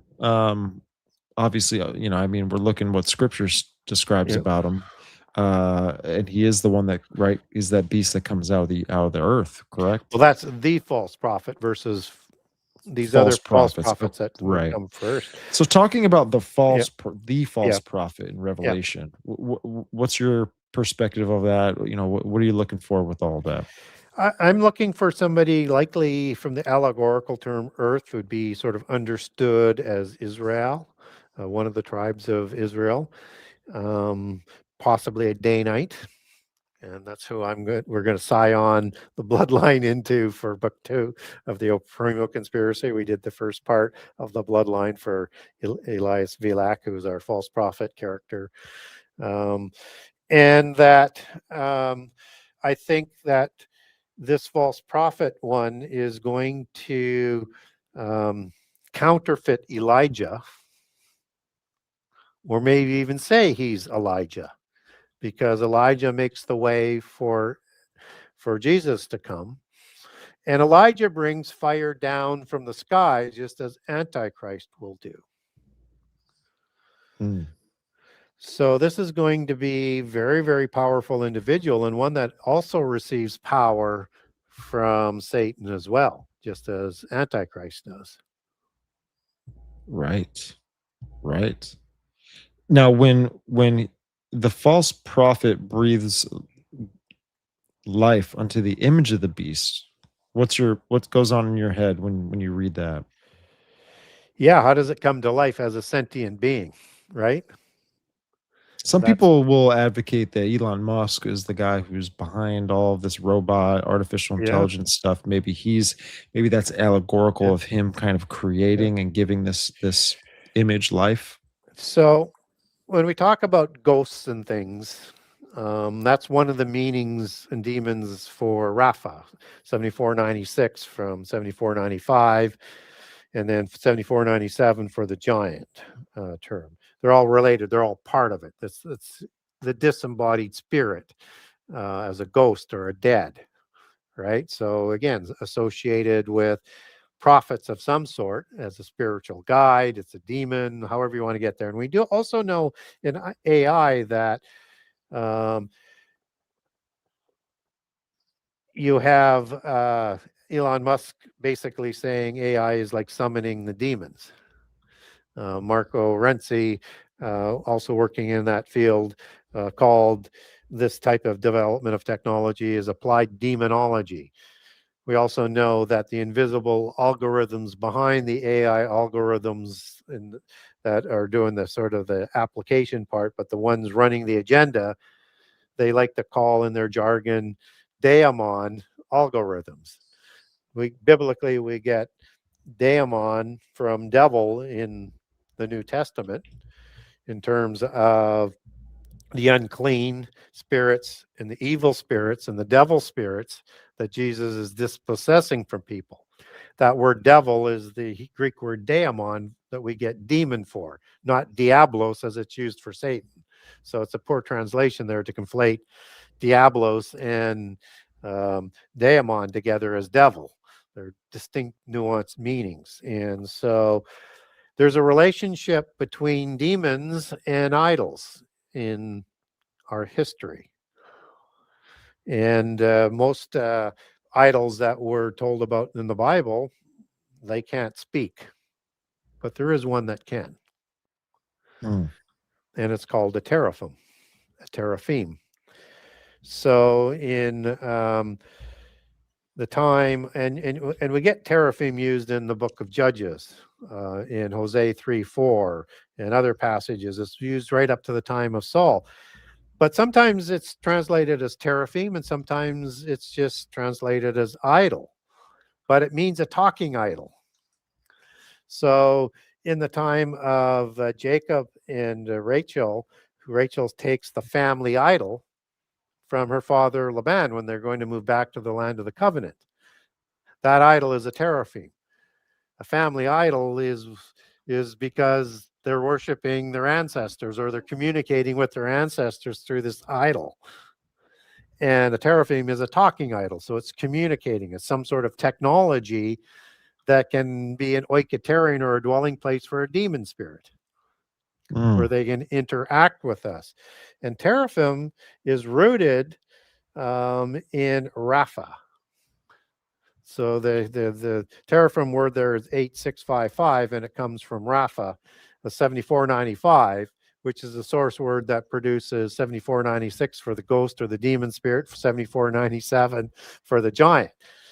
So it takes some of the meaning with it, but it's another application of the whole meaning of Rapha.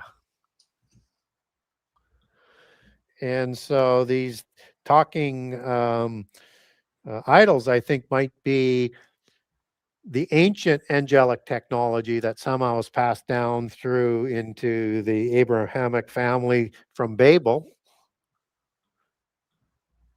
and some sort of antediluvian technology that may have been restarted at Babel, and then passed down. But I think that image might be a teraphim understood in a high-tech way, as what these other idols might be better understood as, that were in the past somehow. And so when we look at Antichrist and false prophet, they have demons that come out of their mouths in Revelation 16 to gather the armies and do miracles and signs to bring the kings to Armageddon. So very powerful demons that we're talking about. But you could translate that a little differently than it comes out of their mouths. You could translate that as they control the demons with their mouths and command them, just as Satan would command the demons, just as Jesus had the ability and the authority to command them. So they could be commanding demons, and because the image is working for them and they created it, they're commanding the demons within this oiketerion, this teraphim, to do their bidding. Yeah, and so you're talking about Revelation 16, verse 13, and it says, "And I saw 3 unclean spirits like frogs come out of the mouth of the dragon, and out of the mouth of the beast, and out of the mouth of the false prophet." Yep. Yeah, it's wild. I mean, this word frogs is Yeah, and butros, just means frog. Now, yeah, do you think that that is connecting to anything in mythology? the frog. Yeah, Hard, because I hard know to that know. I know that in Egypt there's I think it's Hecate or Heket Yep. is a frog-headed goddess. Yep. Um, Yeah. Another form of reptilian. Yeah. yeah, and the goddess is known to be for war, right? I Yep. mean, like we mentioned earlier a little bit. So Yep. it's something that passed through my mind. Wanted to share with you. Interesting stuff. Wow. And again, we know in the time early before the flood that there was ancient technology, angelic technology. And we know that in association with the Hillary Clinton office FOIA request to request information on the resurrection chamber of Gilgamesh. Interesting, huh? Yeah. Oh, you know what I found? I had a buddy of mine tell me too, is that I'm sure you've heard of it, but ibogaine, right? The psychedelic, the very powerful medicinal psychedelic now that's been passed by the Trump administration, which in my opinion is going to push humanity into the 6th root race of theosophy, if it even exists. I don't know. Just a kind of a conspiracy nut a little bit, Yep. but the pharmaceutical company is called Gilgamesh that actually supplies that. So I'm like, okay. They name everything after their religion, history, characters, gods. They can't help themselves. Yeah. Yeah. Well, I mean, Gary, this has been a pretty heavy show, man. Pretty deep show. Yeah, a little deeper than people would have thought on these crazy characters that they're presenting. Yeah, the elemental thing is something I'm gonna put in my back pocket with all this because there are connections. There are strings connecting to the elementals and all of that. Now, are there like sub elementals to each elemental?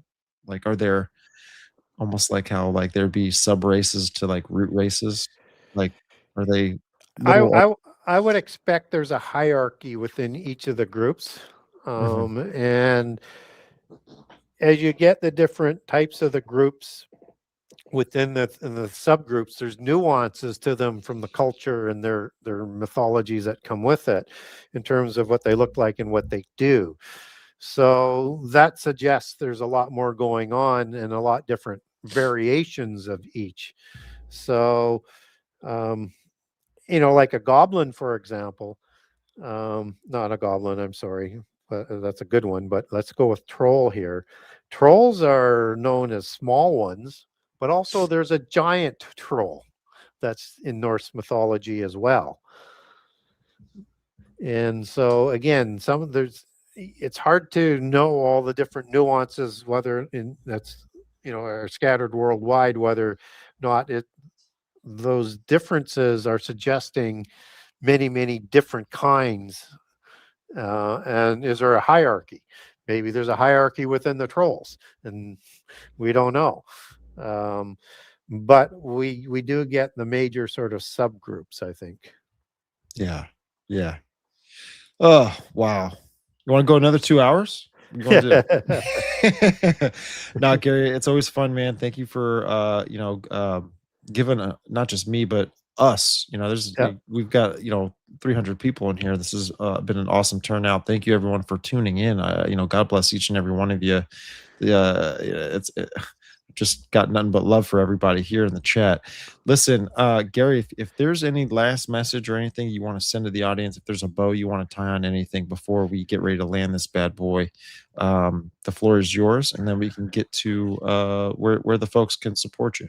Yeah, I mean, I would tie it back to, the days of Noah. It's going to be like the days of Noah.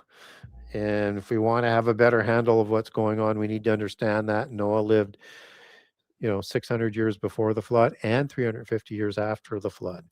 And there's whatever was going on early after the flood and just before the flood is what we should be zeroing in on. And that Ecclesiastics is pretty clear. Nothing is new under the sun. What was will be again. So whatever deceptions and delusions that were brought on in the time of the flood, including, I think, an angelic technology, um, AI, angelic intelligence, that was provided before the flood that could destroy the earth by fire, which is why I think God brought the flood as an intercession, so that all the names in the book of life could be created. What was will be again, and the understanding of this should bring you, as it says in Ecclesiastics, only grief and sorrow. And it's going to be that sort of horrific. So we have to learn more, lest we get deceived. And believe me, these false prophets, whether they're in Mantis form or not, they're going to be able to deceive the elect if that were possible. And it is, because Jesus warns us about that. Yeah, yeah, man. And I mean, that makes it even more important to share the gospel to others.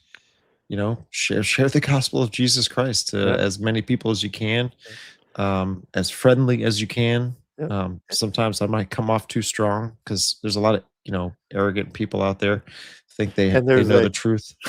yeah, and there's an interesting word that's used in the Old Testament. I think it's in Ezekiel 25, about the Gamadim, Gammadim. And it goes back, and that's the plural for Gamad. And its source word is spelled similarly, and it means a cubit. And these were fighters that worked in the towers of Tyr. So we have these 18-inch or 2-foot or whatever size of the cubit you want to use there for as warriors fighting in the time of Nebuchadnezzar, the Gamadim. Wow. That's awesome, man. So there's a possibility of little people, is what I'm telling people, that we're human-like. So That's wild, man. Gary, so if anyone wants to support the work that you do, where can they check all that stuff out? yeah, go to my website, genesis6conspiracy.com, the number 6conspiracy.com. And if you want to support me or get a hold of me, go through the website to contact me or to purchase a signed copy, or link over from there to Amazon and Barnes & Noble. Right on, man. This has been a fun show. It's always a pleasure, brother. I definitely would like to get back with you. Maybe we can chat it up about some fallen angel tech. Obviously, with what's going on, I think that there's a huge, a big part of it is the Atlantean narrative and all of this. Yep. That Casey's work seems to be the forefront of what's being pushed in Egypt right now, along with other people trying to push Hermeticism as the global religion and the New Age. Just so, and we just got files dumped of supposed craft that can move in incredible ways. Casey talked about this stuff. Even Steiner talked a lot about it too, as well. So maybe we can set something like that up in the future. Sure. But Gary, thank you again. Folks, thank you for tuning in. This was a lovely turnout, and blessings, and just much love to everyone here. And so if you got any questions for Gary, drop them down in the comments below or put them in the chat, whatever. I'll store them for whenever I can get him back on the show. But thank you everyone for tuning in. If you want to support the work that I do here, just head on over to patreon.com/the biblical hitmen. You can get all of your ad-free early access and direct chats and group chats over there. We got a growing community, bunch of goodie bags over there. Also, if you want to come support the channel over on YouTube, just smash that subscribe button, like the show, share it with your friends, hit that notification bell, drop a comment down below. Also, don't forget, come support the audio platforms over on Apple Podcasts, Spreaker, and Spotify. Everyone seems to be using Spotify more out of the three, and I can only just encourage those. If you're on whatever app you're at, come find the Biblical Hitman. Hit that follow button, hit that notification bell, and drop a 5-star review, because you'll love me. But thank you, everybody, and see you next time.